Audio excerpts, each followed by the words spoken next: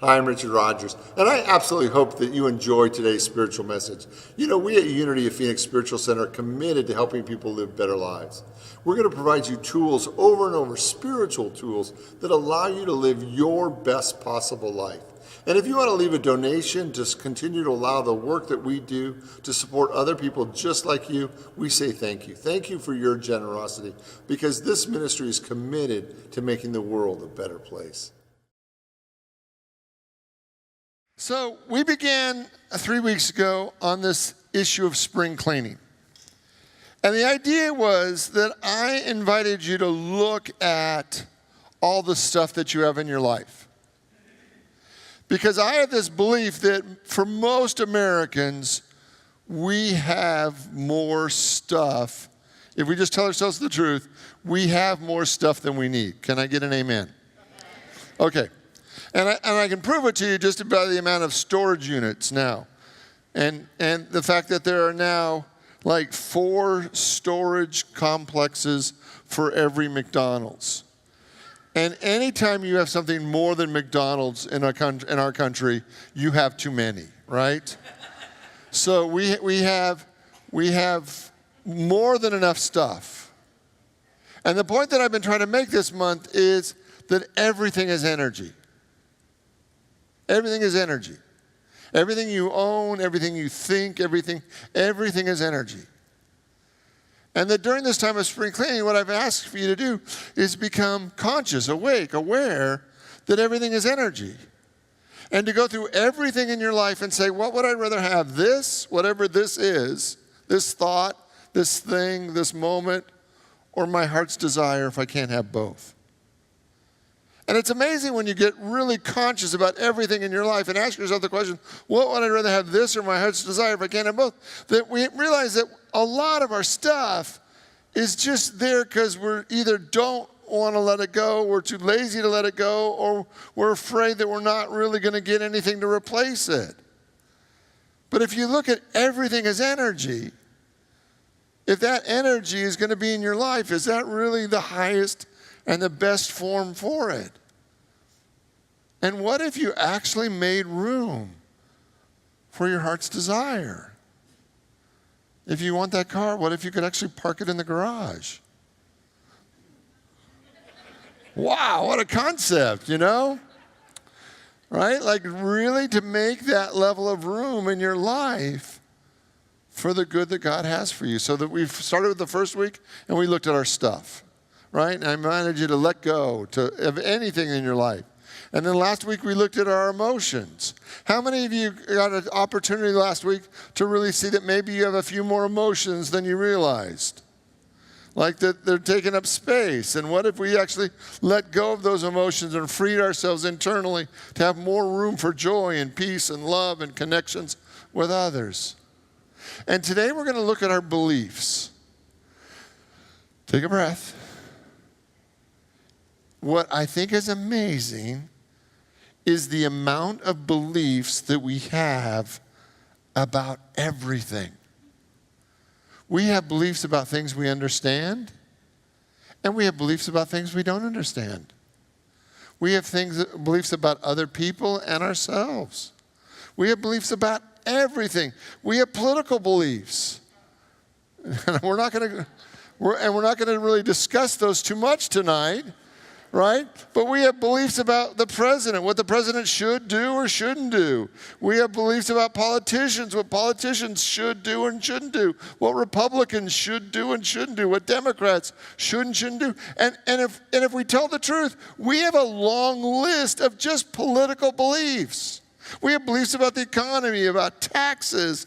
We have beliefs about parenting.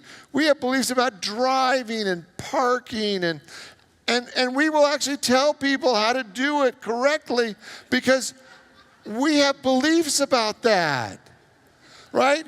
And almost at every level of our life, we have a belief that supports that. We have beliefs about eating and diet and exercise and what's good for you and what's not good for you. And then we have beliefs about religion. And we have so many beliefs about religion, about what we should believe and what we shouldn't believe. And we have beliefs about how our ministers should act or not act. And when they don't act that way, sometimes we get upset, right?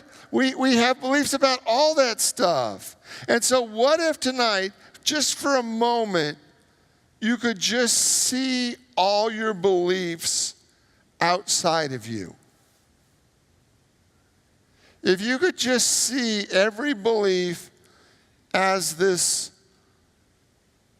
hurricane, if you will, of different converging thoughts.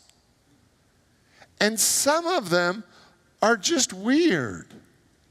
Have you ever identified one of your beliefs and really looked at it and thought, that's just weird, right? And the idea is that we have all these beliefs, and some of them don't really match up, and they're not really unified, and they're not really in integrity with each other. But we have all these beliefs, and we're living a life trying to be in service to all these beliefs, whether they're helpful or not. And what if tonight we made the decision to let go of a lot of them? What if you didn't believe everything that you believe right now? Could you imagine that you could function at a very high level, maybe even more successful than you are now, without all the beliefs that you carry around with you? Because what most people teach is that we should transform our beliefs, right? Like we should let go of some old beliefs, and I'm all in favor of that we should let go of some old beliefs and that we should create new beliefs that really are in line with who we are today. And what I'm beginning to see more and more often is we just don't need them. Because you believe something is right, it doesn't make it so. It doesn't make something exist just because you believe it. Now, what happens, though, is what we tend to believe, we tend to create experiences of. And what would happen if you radically simplified your belief system? Anybody ever see the movie Shakespeare in Love? Wonderful little movie, right? Wonderful little movie. And there's a character within this movie who walks around, and his major line throughout this whole movie is, I don't know, it's a mystery, right? And the idea in this is that he simply didn't have to create a belief. He didn't need to know, and that he could be absolutely safe completely because the life would take care of him, but he absolutely didn't need to know. And so instead of developing this elaborate belief system that we've all created, what if you were safe enough to actually purge them? Like delete, delete, delete, delete, delete. And to see if you could get down to some core beliefs, but you don't have to have 1 million of them or 1 billion of them. Have you ever made yourself crazy with a belief, just trying to live into it, even though at some level you knew it wasn't true? What if we let go of them? See, I want to look at ways to really analyze a belief to see if it has merit for your life. And the first way that we tend to look at a belief to see if it has merit, to see if it's valid, is we ask ourselves, is it right? Now, the problem with asking ourselves if one of our belief system is right is that because you believe it, it seems right to you. Now, have you ever, it's actually easier to do this for other people. Is that true? Have you ever watched somebody on TV and they're sharing their belief and you're going, wow, that's just weird, right? It's actually easier at a family holiday when somebody shares their belief to go, wow, do you believe he really believes that? Right? But the problem is when you're looking at your own beliefs, they seem so right. Like let's say you have the belief that people shouldn't have tattoos, right? Now, right now, there's about 20% of all humanity in America that has a tattoo, 20%, right? And for people under 30, that number goes up to 40%, right? Now, there's about 323 million people in the United States, plus or minus, right? Depending on how we're doing with new babies, all right? Now, there are people who don't believe in tattoos. right? Right? They just don't believe in them, right? So now they're at odds internally, not maybe aggressively, but they're at odds with now 20% of all humanity, right? So any belief that you give me, almost any belief, I can find a group that actually believes that that's right. And so being right in and of itself isn't a good determinant for whether something should be done or not, right? Because it's so subjectively, because it's your belief. Even if we go back to the idea of slavery, if you go back 150 years, there was a group of people that felt that that was right to own another group of people, right? They believed that that was right. And so they had that belief. And so just because they had that belief, did it make it right? I'd like to suggest, no, it didn't make it right. So just because you believe something's right doesn't make it true. And why we need to know that is right is not a very good assessment of a belief. Because everything you believe, for the most part, you're going to believe is right. Because you've believed it for so long, it feels right. And it doesn't matter how it's serving you or not serving you. If you believe that it's right, there's a level of comfort that you find in the rightness of that belief. You actually feel justified because you believe that that belief is right. So if we can't use rightness as a way of really monitoring our own belief system, what else could we use? And I'd like to suggest tonight that we use happiness. Happiness as the factor that determines whether something is actually true. So what I'd like you to suggest, I'd like you to look at any belief that you have, right? Now, this isn't universal, but it'll get you pretty close, and I got a backup to really help finish this off. I'd like you to look at any belief that you have and ask yourself, if I believe that, does that make me happy? If I believe that everybody should drive like I drive, does that make me happy? Well, it does until somebody doesn't drive the way I think they should drive. And then what happens is it makes me very unhappy. Because then at that moment, they are not driving, what's the word? Right, right? They're not driving right. They're not parking right. They're not driving right.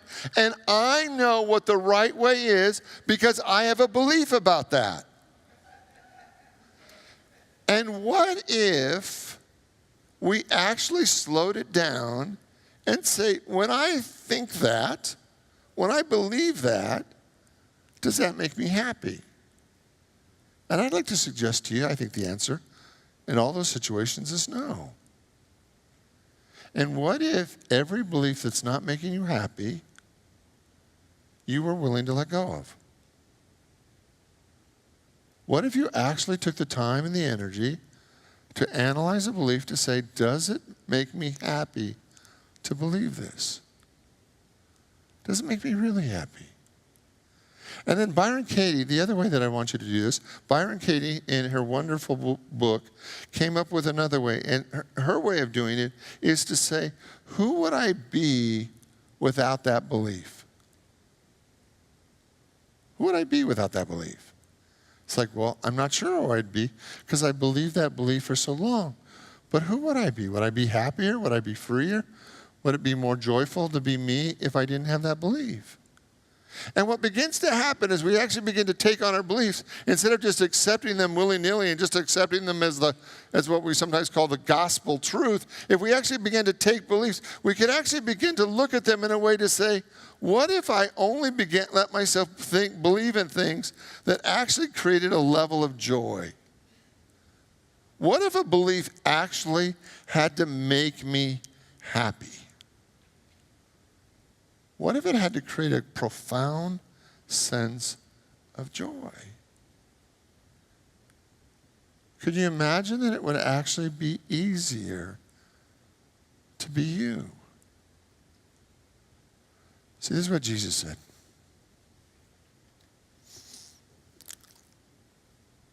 See, Jesus said, according to your beliefs, it shall be done unto you, in Matthew 9:29. In Matthew 8, he said, go, let it be done according to your faith. And in Proverbs 23:7, it says, as a man thinketh in his heart, so is he. So what if we simplified everything that we believed and we got down to some really simple, basic beliefs that were universally true? See, of all the beliefs you have, there's three that I usually talk about. The first one is God. And not only inviting people to believe in God, but to actually invite people to say, if you believe in God, well, how does that change the way you live? Because it's interesting to say, I believe in God, but if it really doesn't impact the way you live, it's not always helpful. It's not always meaningful. It doesn't always create a change. So the first one is, do you believe in God? The second thing I invite people to look at is, what are your spiritual beliefs? What is it that you believe about spiritual things and about spiritual practices and the way you're living your life? What are those spiritual beliefs? And the third one that I think is the most important is, what do you believe about you? Because everything really comes down to that.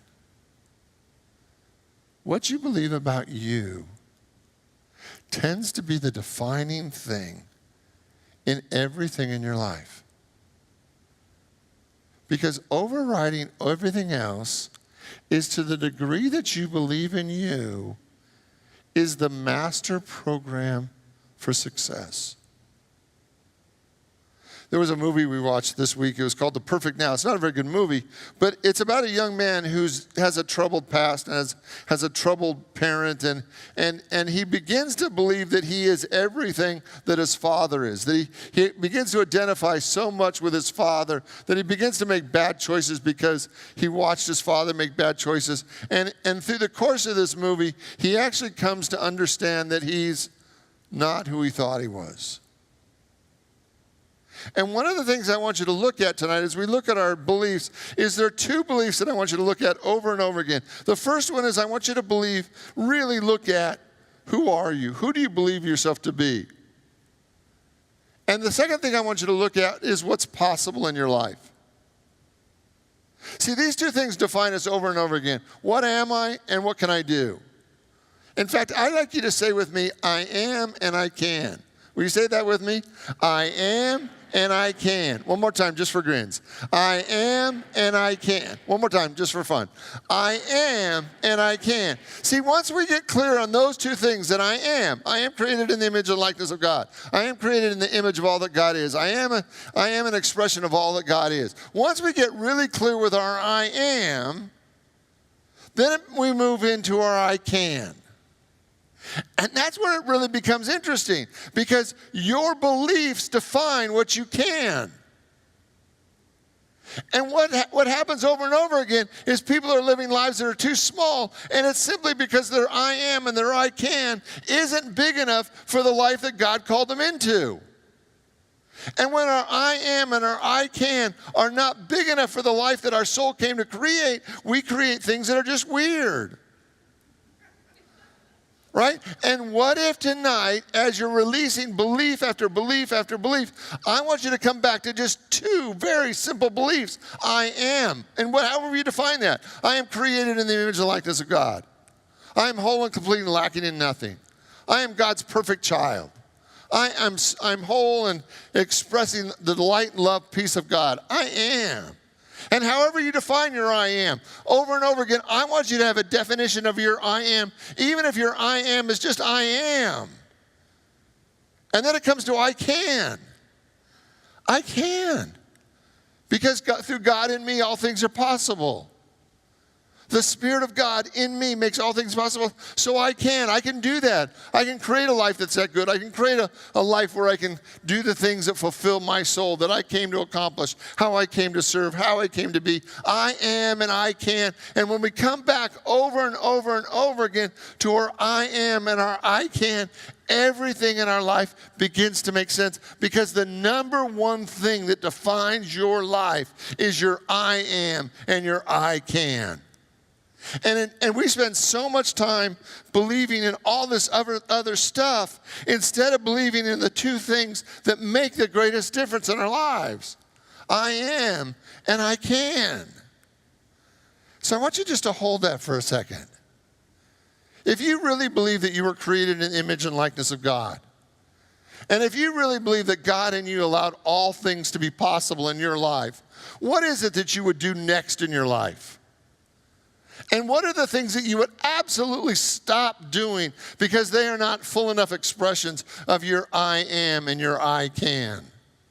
Because the moment you get clear that really with God all things are possible, that you are God's beloved, the moment we get clear with our I am and our I can, everything in our life becomes bigger, richer, fuller. But it actually takes taking all the old belief systems that are too small, that are outdated, that are just weird, and it means letting them go. And for some of us, it's the most difficult thing because we've believed so little about ourselves for so long that it's just easy to live in doubt and fear. But if we're really going to live the spiritual life, if we're really going to have God be in charge of our life, then I am and our I can has to be much bigger than it's ever been for most of us. So if you told yourself the truth, would you be willing to create a new I am statement? I'm created in the image and likeness of God. I'm whole and complete because I'm created in God's image and likeness. I'm a spiritual being living in a spiritual universe. I am. And because I am, I can. I can do all things through the Spirit of God within me. I can. I can create a great life. I can create greater joy and peace and love and relationships than I've ever known before. I can. Because the only thing that defines your I can is you.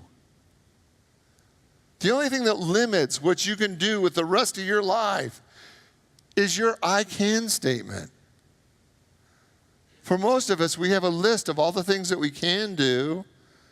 And sometimes that list of all the things that we can do and the list of all the I want to do's don't match up so well.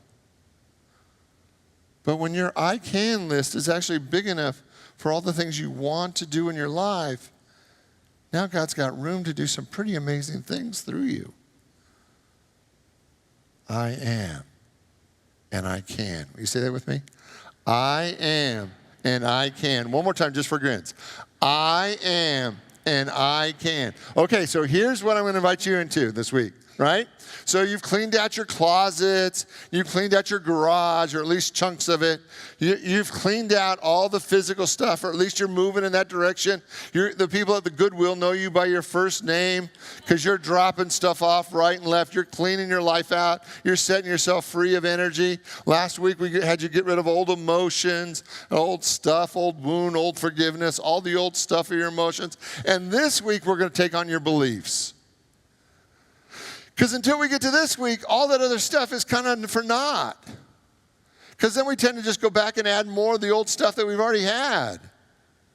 And when we get to this week, as we've cleaned out everything, we now have the energy to actually move forward in our life with I am and I can. Let's say it one more time. I am and I can. Isn't that fun to say? I love saying it. I am and I can. Together, I am and I can. It's just fun to say. Because how many times in your past have you said, I'm not and I can't? Like how many times have you found people in your life who would stand in agreement with you that you're not and you can't? That's not fun. It's not fun to live in doubt. It's not fun to live a life that's not big enough for your spirit. It's not fun. But the moment you truly come into I am and I can, life looks better. It looks a whole lot better. And all the I can'ts because I'm too old or I don't have enough education or I have a story or I have this or I have that, it's like it's time to get that go. I am and I can. Together. I am and I can. Let's get excited. I am and I can. It's just more fun. Like, notice your level of joy increase as you actually begin to entertain this idea that I am and I can. Now, life looks fun again because you get to create whatever you want because I am and I can. Life looks bigger. It looks more enjoyable. There's more color. There's more texture. There's more possibilities. That the more you clean out your old beliefs, the happier you become because everything that you've wanted to do and talked yourself out of becomes possible the moment you stand in your I am and I can. One more time, just for grins. I am and I can. So your homework this week is I want you to visualize a dump truck rolling up onto your driveway. And in that dump truck, I want you to park every small, limited, old idea of who you are and the old stories that have kept you small, broke, and disappointed. I want you to park them all. And I want you to stand in the complete glory of God and stand in your I am and your I can. And let's give yourself 1 week of over and over and over again. Every time you think of an old belief, you let it go. And you make room for I am and I can. And the planes fly over to celebrate your success. Because I am and I can. Will you pray with me? I invite you to open your mind, your heart, your soul to the activity of God that is right here, right now. Today we go deep. We release all the old ideas that we've held about everything. About ourselves, about others, about traffic, about parking, about politics, about our neighbors, about our family. We let go of all the old beliefs. We allow our beliefs to get real thin, real skinny. That we just live in 2 for this week. There's just 2 beliefs that I'm going to invite you into this week. I am and I can. I can because God is in me. I am because I was created in the image and likeness of God. I am God's beloved. And I can do all things because of the Spirit of God in me. I am and I can. I am and I can. In the name and through the power of the living Christ, we give thanks. And so it is. Amen.